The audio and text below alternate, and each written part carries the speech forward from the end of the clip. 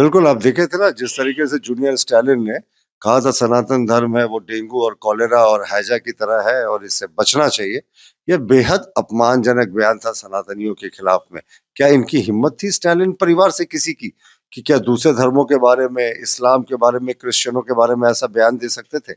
सनातनी इनको soft target नज़र आते हैं इसलिए वो ऐसा बयान दे रहे हैं और सनातनियों के आक्रोश के कारण इनको बोलना पड़ा था कि भाई हमारा बयान का ये मीनिंग नहीं था।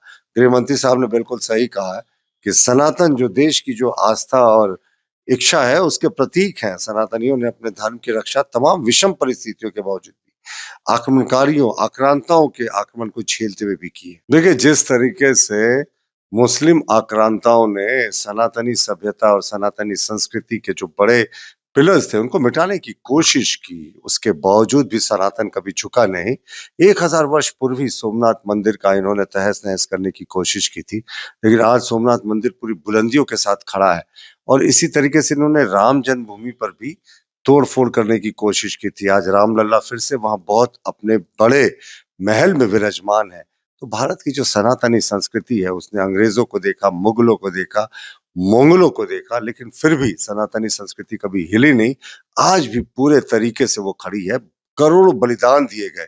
पूरी जो तरीके से जो इन मंदिरों की रक्षा की कहानी है, ये शौर्य की कहानी है। देखिए ओवैसी की ना तो नैतिक ना राजनीतिक हैसियत है कि वो आरएसएस प्रमुख मोहन भागवत जी से प्रश्न करें। उनके प्रश्न का जवाब हम ही दे देते हैं। लव जिहाद तभी होता है जब कोई मुस्लिम या कोई दूसरे धर्म का युवक जो है वो हिंदू लड़कियों को भोले-भाले तरीके से फँसाता है और नाम ऐसा रखता है जिससे हिंदू नाम होने का उद्बोधन हो।